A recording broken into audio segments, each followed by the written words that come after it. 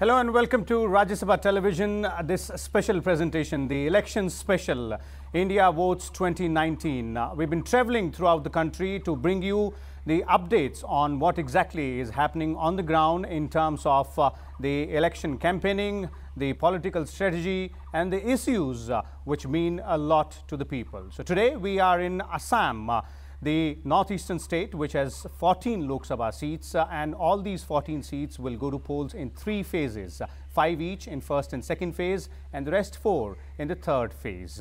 Now, this is a very significant state both for the Congress and the BJP, the two national parties. So in the next 1 hour, we'll bring to you the details of what exactly are both parties promising to the people here and what is it that the people want. So let's begin with the introduction of our guests today. With me is Mr. Siddharth Bhattacharya from the BJP, the Education Minister and former State President of the BJP. We also have with us Mr. Ripun Bora, the State President of the Congress and Rajya Sabha MP as well. Then we also have with us Mr. Akhil Ranjan Datta, the Professor of Political Science in the Guwahati University. And we also have with us a senior journalist, Mr. Ranen Kumar Goswami. And we are also joined by a group of young people as well as some senior citizens also. We'll go to them and ask about what their issues are. But let's first begin with the guests here. Let's try and understand what is it that both parties are offering to the people. Let's just begin with you, Mr. Bhattacharya. Your party has been in power in the center for 5 years. In 2014, you won 7 out of 14 seats here. That was quite a significant surge for the BJP, and keeping on that path, in 2016, you wrested power from the Congress in the state, which has been in power for 15 long years.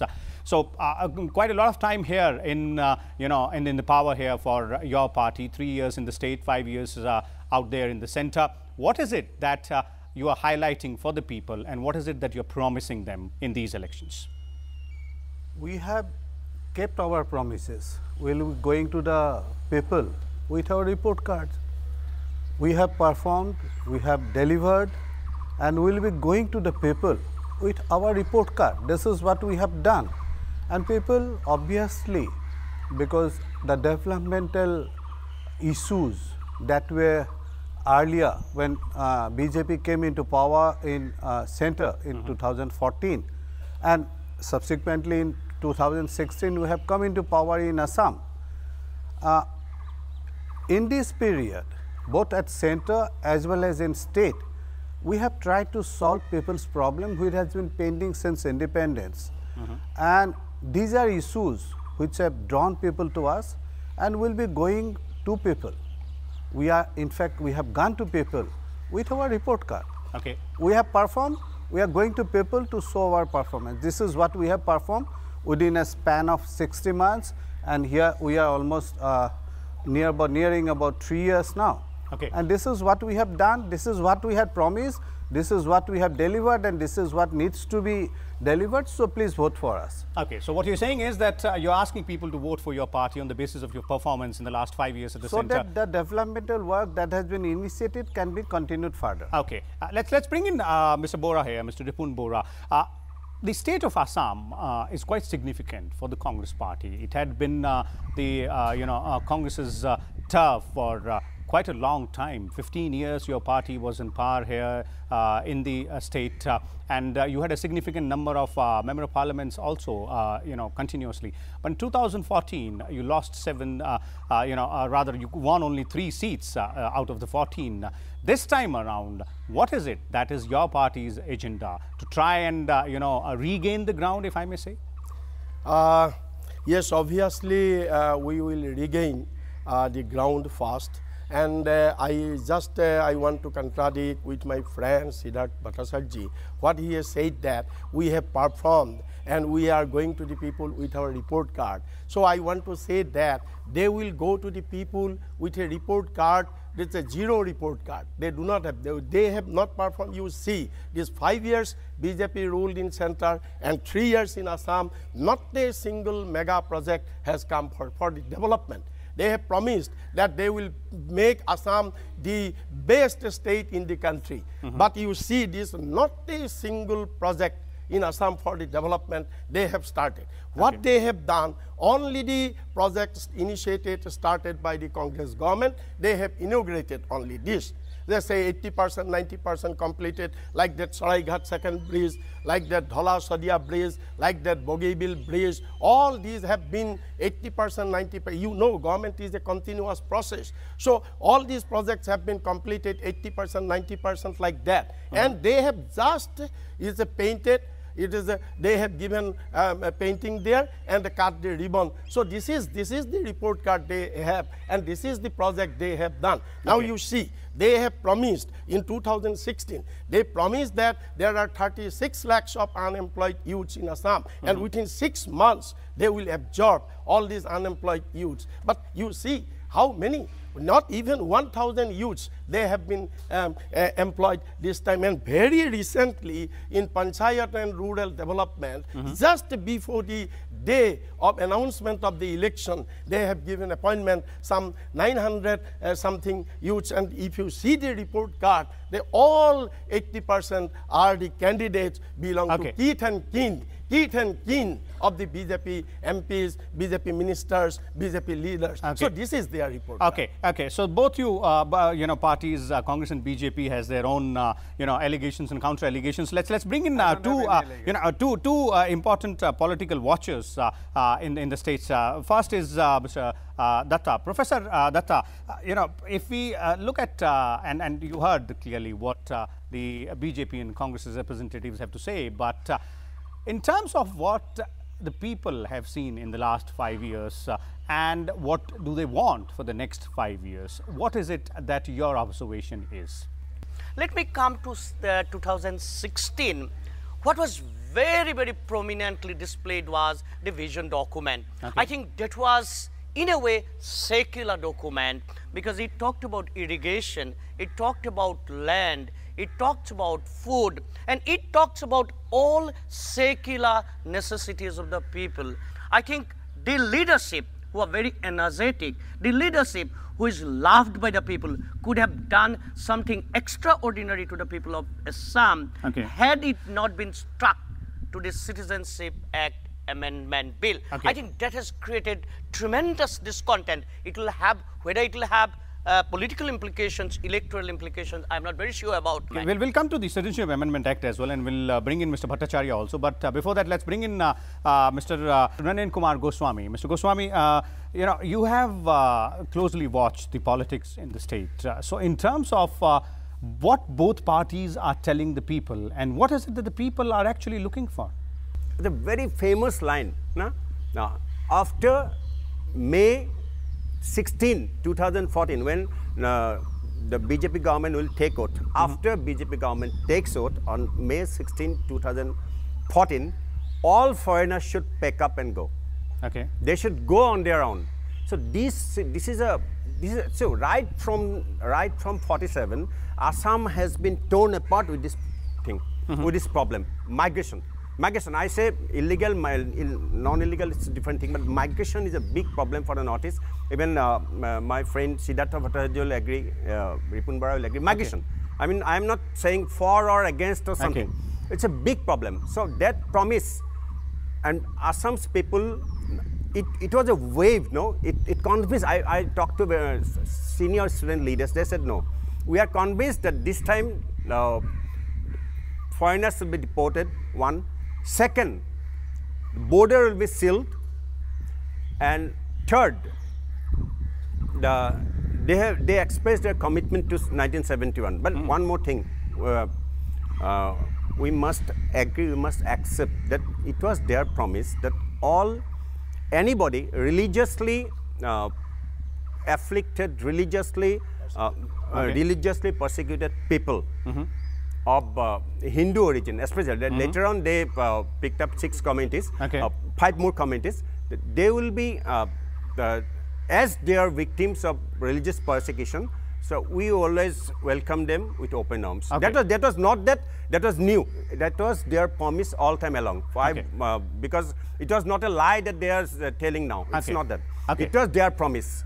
So, but then later on, two things. Then I'll conclude. Please. 2 things. One is National Register of Citizen, even Congress, even BJP, both them, I mean, were reluctant. I mean, as expressed in Supreme Court strictures, not my view. Supreme Court strictures, it's expressed in Supreme Court strictures, both the governments were reluctant. These are two very important issues, and before I go to the audience, Mr. Bhattacharya, I should come to you because, you know, your party has been in the power. First, let's talk about the Citizenship Amendment Act. As Professor Datta is pointing out, and Mr. Goswami is also saying that all of us know migration, specifically the illegal, immigration, in fact, that is has been a bone of contention here, a very, very emotive issue. So what has your party done in the last 5 years or 3 years in power in Assam? And what is it that you now, what's the roadmap ahead for on these issues? See, these two issues, from where they have derived, we have to go back. When India was partition, we may not like it. Lots of secular people say that, you know, we shouldn't be saying those things. But it is a fact, a historical fact, that India was allowed to be divided on religious line. Muslim dominated areas, they were made into Pakistan, converted into Pakistan. And then leadership, I won't name names, you all also know who was in power then, or who came into power because of the division. They had promised those people who, because Pakistan was declared as a Muslim country, right from the inception, Pakistan was an Islamic country. And in that country, those people who were left out, who were non-Muslims, who were conforming to the Islamic religion, they were promised by the national leadership that if you face any kind of problem in Pakistan because of the division of the country, you will be allowed to come. You will be allowed to, and you will be accommodated in India. This is a promise not made by BJP leaders, but by the national leadership of those time. It's well in, you go to Nehru Library, you go to the archives, you will see that that's a promise that was made in writing. Okay. And after that, what happened? After that, conveniently that promise was forgotten. Okay. We stand by our political philosophy. We stand by our conviction. And it is not something, as Mr. Goswami has said, we are never shy about telling what we believe in. We believe that those of our brethren who were left in Pakistan and who were persecuted out there, they will be taken back to India. Okay. And why don't they talk of the immigrants expulsion from Assam Act? That's an All India Act which is applicable for immigrants, because as both the observers have said, that it is correct that there have been two kinds of migrations to Assam. One is economic migrants, people who have come to India post independence purely for economic reasons. There are land here, money is to be made here, so they have no other reason to come over to India.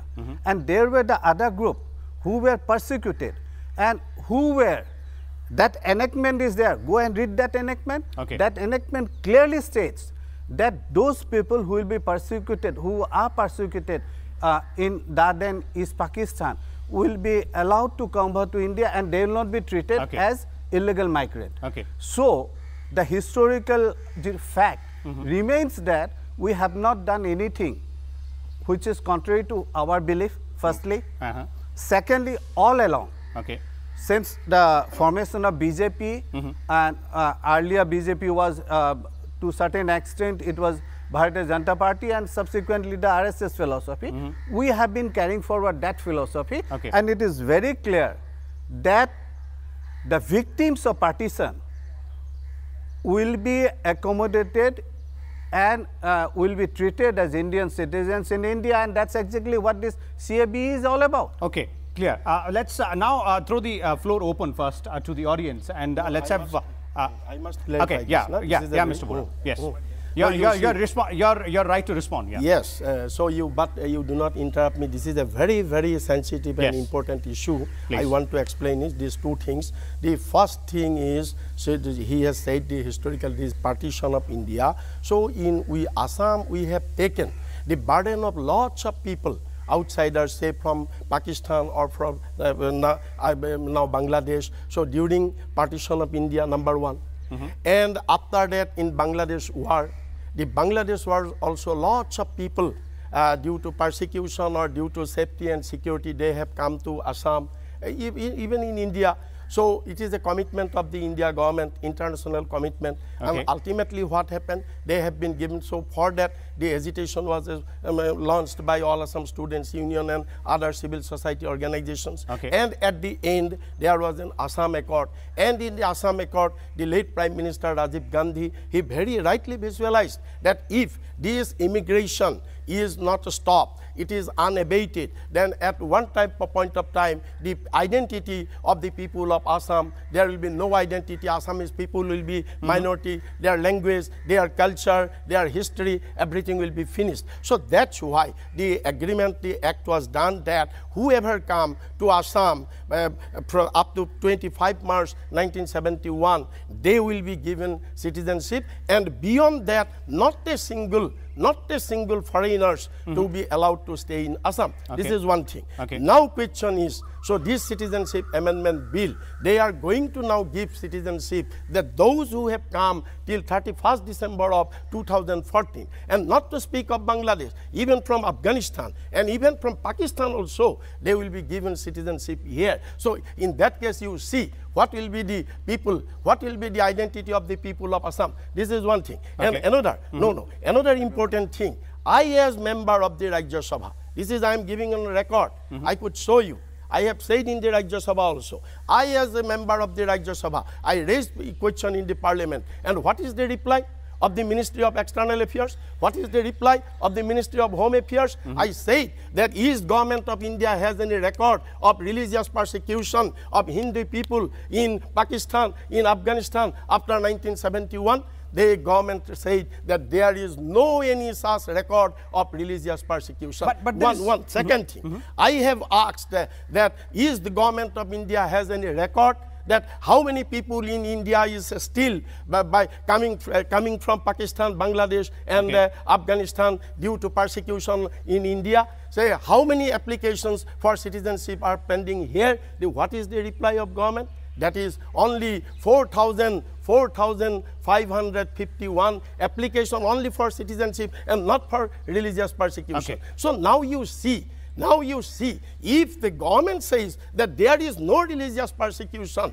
then how now this bill has come that on the pretext of religious persecution? But there is this is only for to polarization politics and to finish the people of Assam. But there is finish the people of Assam. This is the conspiracy of the BJP people for their political gain and political polarization. There is one very important question, Mr. Bora here.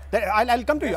But let me have a supplementary question to him. The point is about illegal immigration. Now, when we talk about illegal immigration, your party was in power here in Assam for 3 consecutive terms. Your party was in power at the center as well. Why is it that after all these accords, after all these realizing that yes, and now you yourself admitted that yes, this is a problem for the people of Assam, the illegal immigration issue.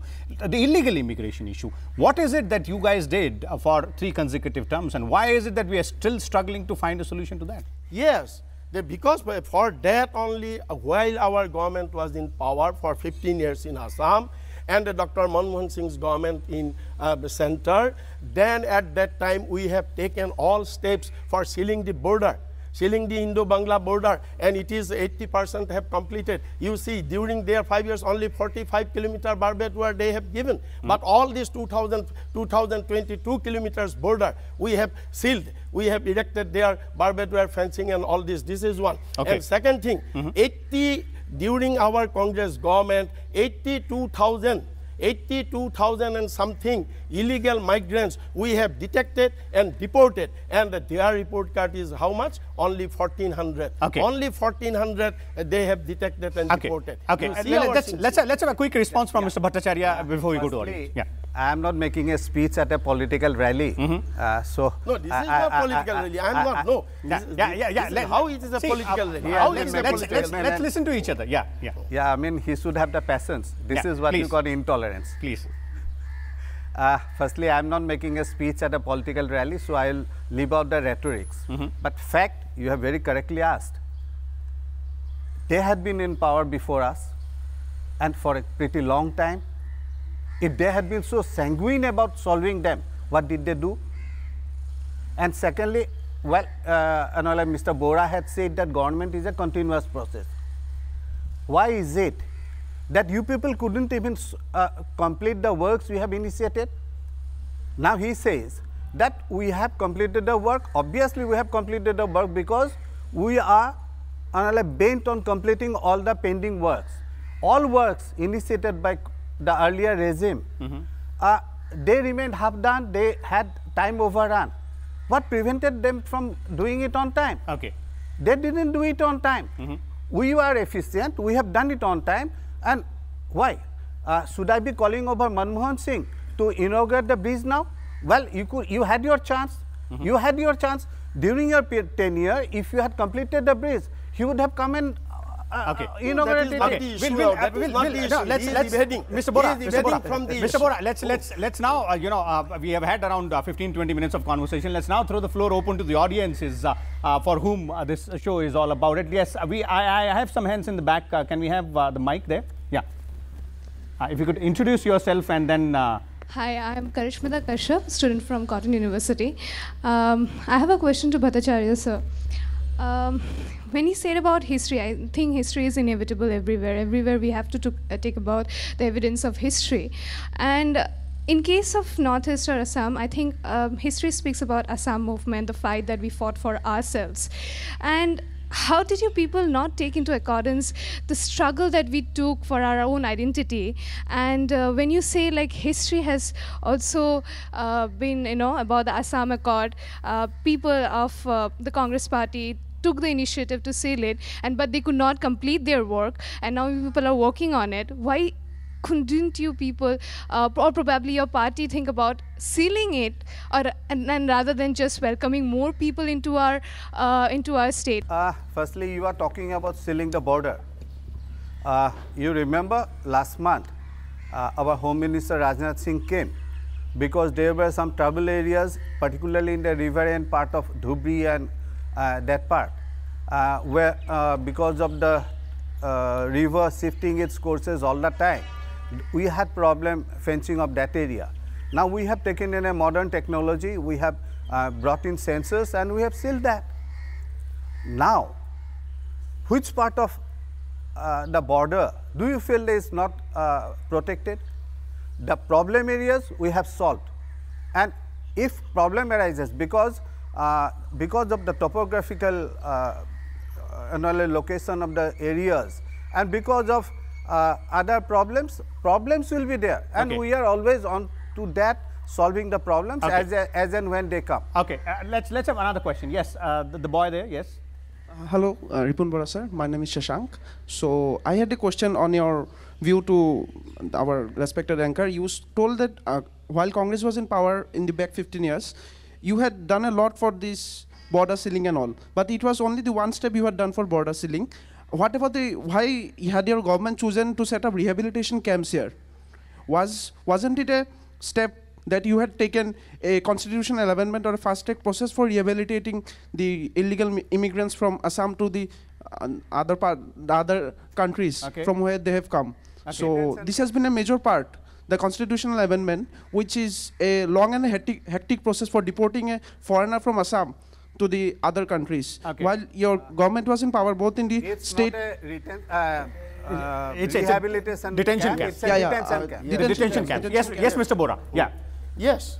No, detention camp, it is the provision in the Foreigners Act of 1946. So far, you see, the foreigners who are here in Assam, they are detected, they are identified, detected as per the provision of the Foreigners Act. Now, after detection, it is the mandatory provision that the detected persons should be kept in detention camp till till he is finalized by the court that he is a foreigner or not. If he is foreigner, he will be pushed back to his country, and if he is not foreigner, then he will be set free. Okay.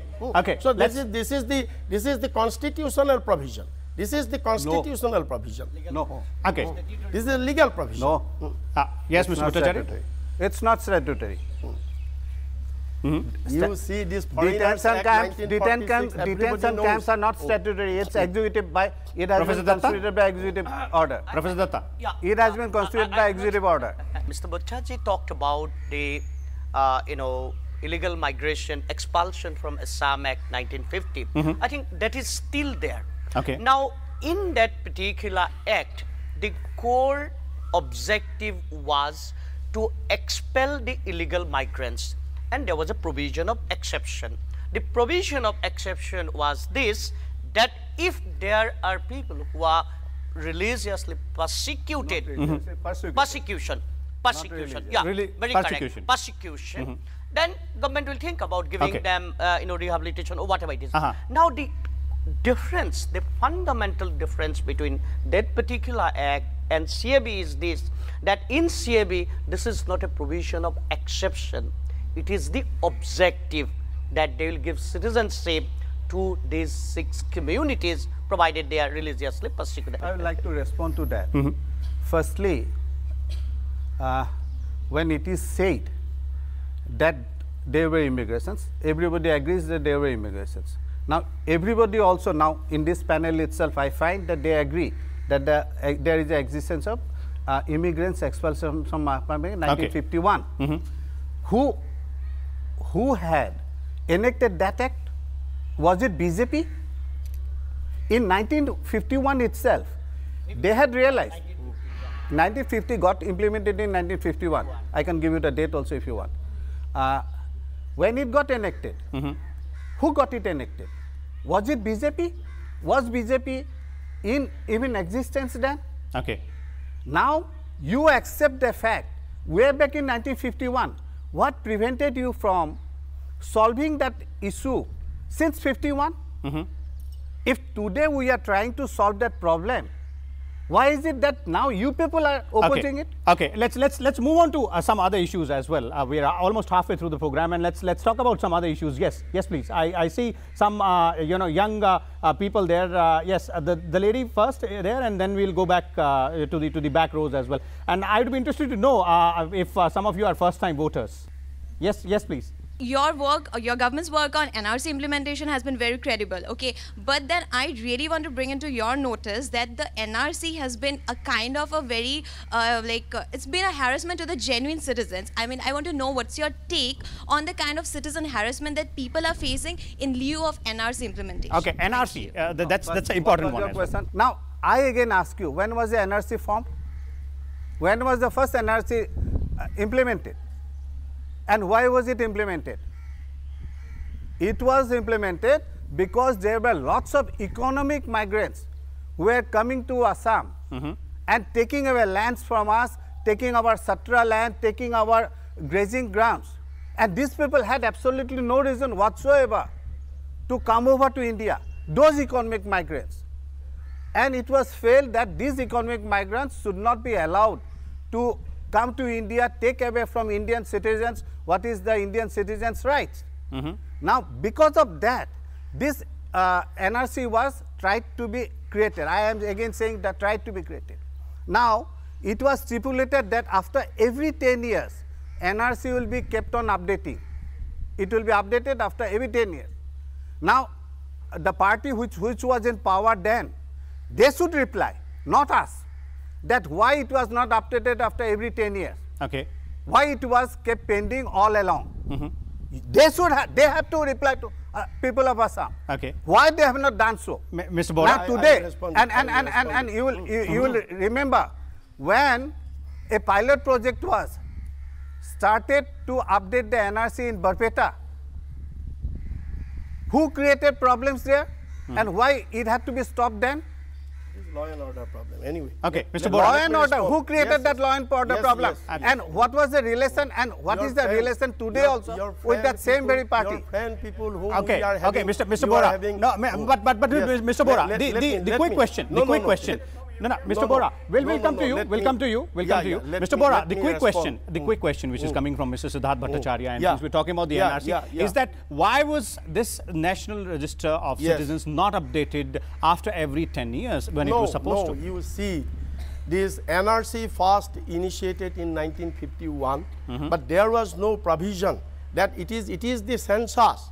It is the census report every 10 years it is to be updated. In NRC it is not. NRC you see entire country, nowhere in any state.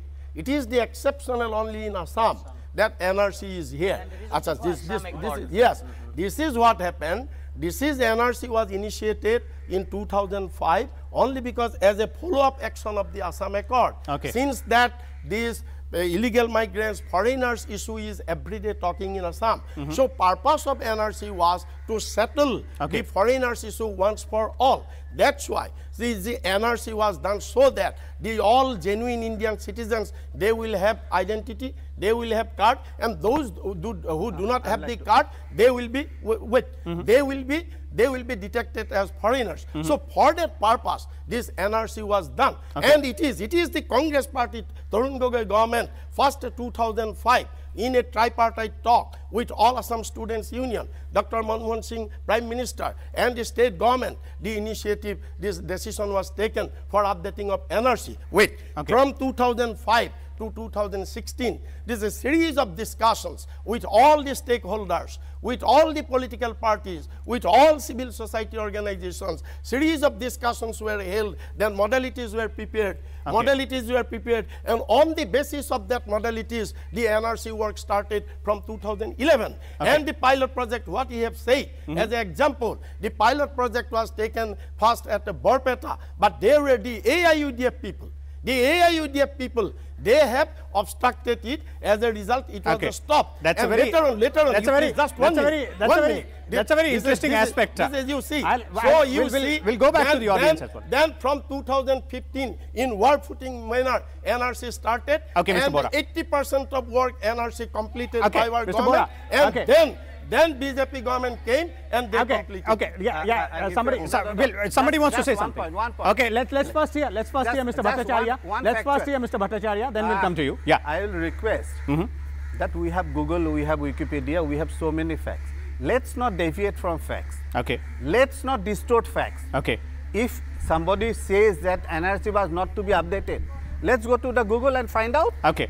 Let's go to the PDF of NRC and what it was provisioned for, and then we can find out. Okay. It was mandated that it will be updated after every 10 years. Okay. Yeah. That's what stands. The lady in the back. Yes. Yes. Well, my name is Gayatri Hazarika. I want to talk, ask a question to Ripun Boraji. Well, I'm diverting the issue from NRC and this CAB. Okay. So, Modi ji is giving us a new India. What is Rahul Gandhi's vision for, like, what is his vision? We have no idea about it. Because apart from just bashing Modi and putting allegations, he has nothing else. He had not given us anything. So please, can you give us a vision about what is Congress vision, what is Rahul Gandhi's vision, who is the prime ministerial candidate, if I'm not wrong. So please give us a vision about. Okay, Mr. Bora, direct to you. Yes, I'm very delighted to respond this question. That you see that is Modi's New India. What is New India? Yes, 2 crores of job. Every year 2 crores of job we are giving. This is the New India. But now you see how many jobs they even 2 crores, 1 crore 62,000 jobs have been finished. But Mr. Bora, the question is, the question is, what is your vision? New India, you see. What is the Congress Party's vision? That's the question. Recently. Hold on. Please. Let's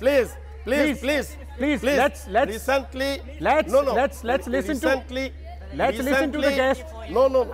Can we? Yes. No, you please. Recently, Rahul Gandhi came in Guwahati and a big mammoth rally he declared, and it has come to in our manifesto also, that if Congress comes to power, the Northeast region, there will be a hub for technical education and higher education and center of excellence, the Northeast Assam in Assam. So this is for our younger generation. This is for our younger generation. So this is one thing. And recently, this Minimum Income Guarantee Act, this is for alleviation of poverty. This is 20% poorest of the poor people of our country. That is, they would be given 6,000 rupees per month at the year 72,000. That is an act which is going to be enacted act. So you see, these are not the vision of these are vision. Okay. Before we go to the audience, I'll come back to you. I know you guys have a lot of questions, but let's have one response from Mr. Bhattacharya on one very important aspect of the Congress's vision, and that's the scheme for alleviating poverty, the 6,000 rupees per month for the poor people. How does your party view that? Well, Congress has all along been airing that view, right from Jawaharlal Nehru. गरीबी हटाओ, गरीबी हटाओ, गरीबी हटाओ, गरीबी हटाओ. अब ये लोग तो गरीब को ही हटा देते हैं. Okay, let's go back to the audience. Questions, please. In the back, I can see some hands. Yeah. My question is to the Honorable Congress MP. You just mentioned the minimum income scheme that Congress President Rahul Gandhi is supposedly coming up with. I just want to know, number one, where will you fund it? And secondly, will you cut out the other subsidies in order to pay 72,000 rupees to the poor people, which most economists say that will end up increasing inflation, will end up increasing people's unwillingness to work? So would you kindly explain on that? Okay, and your name, please. Your name. My name is Tapashish Chakravarti. I'm an entrepreneur here in Guwahati for the past 5 years. Okay, wonderful. Yes, Mr. Bora. Very pertinent. And recently, after announcement of this scheme, this is a very eminent and famous economist. They have discussed, and even the former Governor General of RBI, Raghurajan also, they said that, and it is declared that after implementation of this act, there will be no cut of the existing proper schemes, number one, and there will be no cut of any subsidy in the schemes, in the existing schemes, any subsidy. So this scheme is totally viable and totally doable, and it will not affect the overall economy of the. Let's bring in Professor Datta here. Professor Datta, as Mr. Bhattacharya was also pointing out, and this seems very, very significant. We have more than 7 decades, more than 7 decades since we have achieved independence, and in 7 decades, there have been several times when the governments have promised to go ahead and get rid of poverty. There have been several schemes which have been brought. The first one was that Garibi Hatao Nara given by former Prime Minister Indira Gandhi. Decades after that, you hear the same thing, maybe in a different form. So have we not moved anywhere?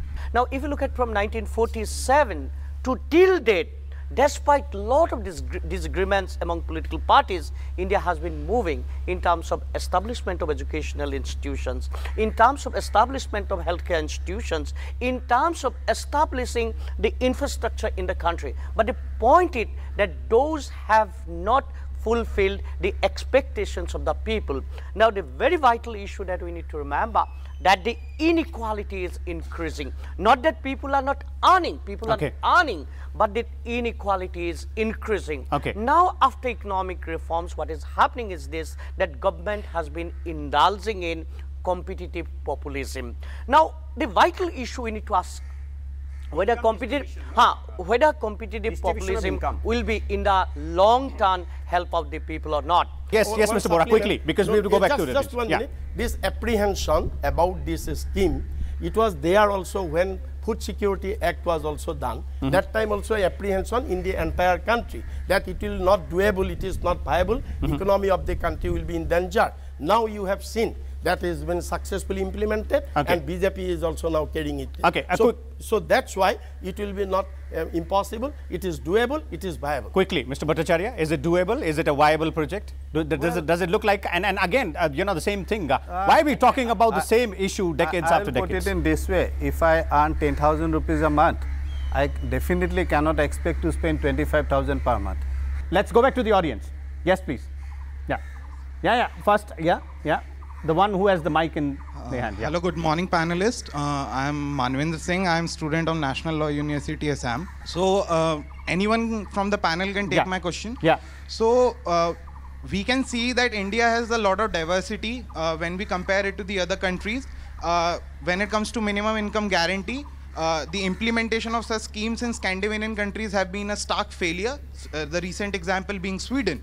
And with the kind of inflation, the problem of inflation that is being created by such schemes like minimum income guarantee, we have seen the crisis in Venezuela. What happened in Venezuela, what happened in Zimbabwe, and that is a stark example of what happens with such schemes if they are not made with keeping the kind of diversity that the country possesses at this point of time. Okay, so wonderful. How does the government plan, or how does the Congress plans to come out with this scheme, keeping in with the diversity of this country, and how they would control the inflation that would definitely be affected by this scheme? Okay, let's first hear from Mr. Bora and then from you. Definitely. First Mr. Bora, because he's saying how will it's a Congress's promise. So let's hear from him how will he do it. You see, first question, there is one theory. That is a higher the circulation of money, higher the purchasing power of the people. So our main is that to improve the lifestyle, to improve the purchasing power of the people. So this scheme will also increase the purchasing power of the people, and this is the upliftment of the living standard, and this is economic growth. And there will be no inflation. When there will be creation of side by side, you have to increase the purchasing power also. In that case, inflation will be balanced. Yes, Mr. Bhattacharya. Examples all over the world. The gentleman out there, he has given the example of Sweden. In Scandinavian countries, the population is very less. Even in that country, the scheme has failed. We know about Venezuela, the economic crisis of Venezuela. Why it has happened? Because it is an economic fact that when people get money which is disposable, they generally tend to go for luxury items, they go for disposable items, and they don't invest. And that's exactly why this scheme has failed in Scandinavian countries. It has failed in Venezuela. It has brought in a lot of difficulty in Nigeria. And this scheme, this particular giving doles, that has never succeeded and it will never succeed. Okay, quick comment from you, Professor Datta. Quick one. One thing, and I said that competitive populism. Yeah, if you look at the last state government budget, it's competitive populism. The way they have been talking about giving benefits to the people. Therefore, I am telling, irrespective of political parties, now all political parties are indulging in competitive populism. There are several aspects, of this issue. But as you yourself has pointed out, politics of competitive populism is something which both or almost all political parties will have to go ahead and have a relook at. Yes, I have. Yes, please. My name is Kasturi Hazarika, and my question is that as I am a first-time Lok Sabha voter. Okay, that's interesting. Yes. So I just want to ask Congress Ripun Bora sir that why should, as a young voter, why should I vote Congress for the next election, coming election? Okay. You see, the younger generation, the first-come voter, should vote for Congress only because it is the Congress party they have given these constitutional rights. Earlier it was 21 years. Now it has come down to 18 years. So the students community, young generation, you see, young generation has made the stakeholder. They have been given opportunity to take part in formation of the government. It is a great right. It is a great empowerment. But we're talking about 2019, Mr. Bora. In comparison, hold on. In comparison to the BJP, which is saying that it has done a lot of work in the 5 years, the young voters would want to know that what is it that your party is promising to these young voters for the next 5 years? Yes, we have said that employment opportunities, that is viable employment. Earlier also we did. Then this education and technical education. And this technical education is main. If this technical education we can give them, in spite of if they do not get government job also, they can be absorbed in any private sector, in any companies. So that technical education is the main thing. So that is our Congress government is going to give that. Every state there will be a center of excellence, hub for technical education, so that younger generation can absorb themselves. Okay, we are coming towards the end of the show. I'll come to you, Mr. Bhattacharya, first before I go to the audience, because this is about young voters, and you're both the national parties as well. The young voters. Just one liner. How come young voters? Why is it that young voters should come and vote for your party? Because Congress promises and we deliver. Okay. Go back to. Can I have a question to both these? Yes, Mr. Datta, quickly. Because Ripun Bora had also been the education minister. Let's make it short and precise. Siddhartha Bachchaji is the education minister. What is the vision for the public universities? Because if you look at the Cotton University, it's having a lot of problems in the process of transition from the college to the university. What is their vision for that? Vision for the public universities. Quickly. Firstly, it's a legacy I have inherited, not only from Mr. Bora. There have been others also. I feel today it's a hard reality that I have to work with, but I feel simply increasing the number of universities was a wrong decision to have been made. There was absolutely no necessity to make out so many standalone universities. What have they delivered? Look at Cotton College, look at Cotton University. Now, we find that Cotton was converted into university, but a university needs certain land, a university needs certain fund. It is their government, it is the BJP. No, but Mr. Bora, you were also education minister. You were also education minister. You were also the minister of education. He is citing a legacy issue. No, let me complete. I am simply stating. Let me complete. Please, let me complete. Please sit down. You will allow me to complete? Yeah, please. Now, my point is, why is it that a women university was formed in Jorhat? Why was a women university formed in Jorhat? And in that university, everything is taught other than women related subjects. Why was it that when you formed that university, you did not got the structure, the hierarchy, formed the hierarchy? What prevented you from appointing a vice chancellor, a registrar? Without such persons, why did you allow it to be continued as a part of ad hoc structure? Mr. Bora, quickly, if you could respond to, because you were also the education minister of the state, and Mr. Bhattacharya says that these are the legacy issues. One second.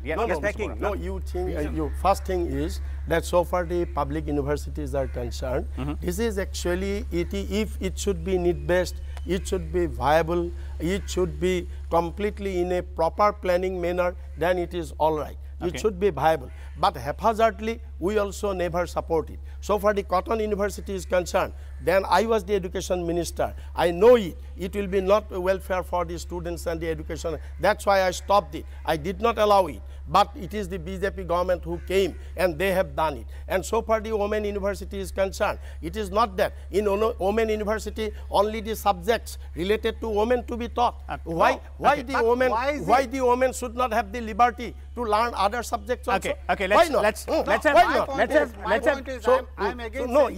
Yes, we have started. We have initiated the work. By that time, our government has gone. They have come. Why they have not completed the women university? Why they have not completed Mr. Bora, Mr. Bhattacharya. Mr. Bora, Mr. Bhattacharya. They are saying Beti Basao, Beti Padhao, and this is their attitude for the women. Quickly, Mr. Bhattacharya. This is their attitude for the women. That's exactly why I have brought this issue. Because a women university should have more subjects. It's not that English cannot be taught in any other university, but when you are forming a women university, who has stopped you? You can open that subject. Now, since this is, you can open. That is exactly subject. All right, we Congress gave some limited subjects. Now you come. Well, we can. Mr. Bora, Mr. Bora, Mr. Bhattacharya. I will just put one fact in. Mr. Bora. I will just put one fact straight. Now we are introducing it. Okay, let's have one final round of questions because we're now towards the close of the show. I have this one in the first row. Yes, please. Why should the youth of India vote for Mr. Rahul Gandhi when Amethi, the constituency of Rahul Gandhi, does not have a single cinema hall? A few days back, Smriti Irani had to organize a special screening for the movie Uri. Okay. And moreover, when will the Congress party move beyond Gandhi dynastic politics? It is, you see, the dynasty politics, all right, but this is the party. You say other party in BJP and say those who have sacrificed Indira Gandhi for the unity and integrity of this country. He was shot dead by extremists. Rahul Gandhi for the integrity and unity of this country. He was killed by the extremists. It is I'm sorry. Rajiv Gandhi. Rajiv Gandhi was killed. Doesn't go because of that mistake. This is you not say, but you say dynasty politics, not in BJP dynasty politics. Not Advani's son is not politics. Okay. Not Rajnath Singh's not in politics. Not Sushma Swaraj's family is not in politics. Not Raman Singh's son and daughters are not in politics. Not this Madhya Pradesh chief minister's wife and son is not in politics. Not Vijaya Chakrabarti's daughter is not in politics. Or you see only Congress, Rahul Gandhi's family only. You see dynasty politics. Okay. Let's have one more question. No, not you. Anybody else? Yes, please. Yeah. In the second row. Yes. Hello, sir. My question is for Bhattacharya, sir. We know the I want to talk about the promise BJP gave us. Yeah, about one promise. We know that the main highlight of BJP government was GST and demonetization. GST and demonetization caused a lot of harm to local businesses and all the small people and the small businesses. So I'm asking that the question is if it did cause a lot some of your people, colleagues doesn't seem to be, some of your friends doesn't seem to agree with you, but so yes, I'm asking, so yes, and we also know there is a high rate of unemployment right now in our country. So my question is, do you think that all this demonetization and GST caused the unemployment, or are you telling me like there are some other demonetization and GST, although it's GST. GST initially GST took some time to go into the business community. Now you ask anybody in traders community, Indian in business, they will say that GST is good for us. As a simple example, with GST, we all had been hearing about like the corruption that goes on in the interstate gates. You remember that Srirampur gate and all these gates? With GST, these things have gone. Okay. Quickly. With GST. Okay, quickly. Let's have one more question. Yes, Mr. Bhattacharya. One more question we can have. Yes, on that side. I am Debango from Cotton University. So as you have all told that you want to eradicate poverty, unemployment and all. And you all know that industrial development is the backbone of our Indian economy. Okay, that's an interesting point. If your government, Congress or BJP will come into power, so what will be your first step for the industrial development in Assam? Let's have one by one. Let's first listen into Mr. Bhattacharya since his party has been in power for 5 years. No, it's not even 3 years now. No, at the center. We are having the Lok Sabha elections. We are talking of Assam.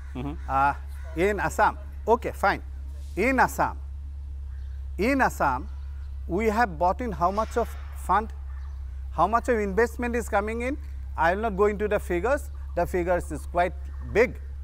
But you see that the perception has changed. Businesses are willing to come and invest in Assam now. That is the biggest achievement of this government. That we have restored peace, we have restored people's confidence. People who matter, who who starts industries here, they are willing to come and invest in Assam. Okay. I feel that is the biggest achievement of this government. Okay, Mr. Bora. No, you see, this is because of the wrong policy of the Modi government. The industrial development has been stopped in Assam because you see, earlier we have the industrial investment and promotion policy. So these, according to this policy, industrial investment and promotion policy, certain measures, certain modalities are there for the investors, but that has been stopped. That has been suspended, and because of that, the investors have not come to Assam. Because if they come to Assam, they got only harassment. They got only harassment now. So many red tapeism, so many systems have been there. Okay. So investors are fed up. So that's why no investors have come up now, and no big industry have been grown up in Assam during this 5 years. I'll give a quick response. Yeah, quick please, because then we'll wrap it up. I don't need to go into the details. Details are always there. You people have smartphones. You can go to Google and you can find it out for yourself. Just look into the fact that how much of these subsidies has gone to which sector? Yes. Okay. How much of these funds, these subsidies? Congress had started a crony capitalism. They had given subsidies, crores of subsidies, lakhs of crores of rupees. Okay. I'm pretty sure. I'm pretty sure. Mr. Bora. You have not waived the loan for the farmers. Mr. Bora. You have waived loan 1,50,000 crores loan. You have waived for Ambani, not for farmers. I'm pretty now sure. You are saying that we are going for capitalism. I'm pretty sure, Mr. Bora and Mr. Bhattacharya, we can go on and on all these issues, and there are several endless ones as well. But we are running short of time, so we'll call it a day here in the capital of Assam, Guwahati. And as we heard all our panelists and some young voters as well, that there are issues related to people, and there are rounds of allegations and counter-allegations between both the national parties, that is BJP and Congress. We should wait and watch as to which way will the voters swing this time around in 3 phases, when people of Assam vote for those 14 seats in first, second and third phase. So let's wait till 23rd of May to try and find as to which one of these parties have been able to convince the voters to vote for them. We'll continue this journey of ours to some other state, and we'll bring you the views from there as well in this RSTV special edition of India Votes 2019. Keep watching Rajya Sabha Television.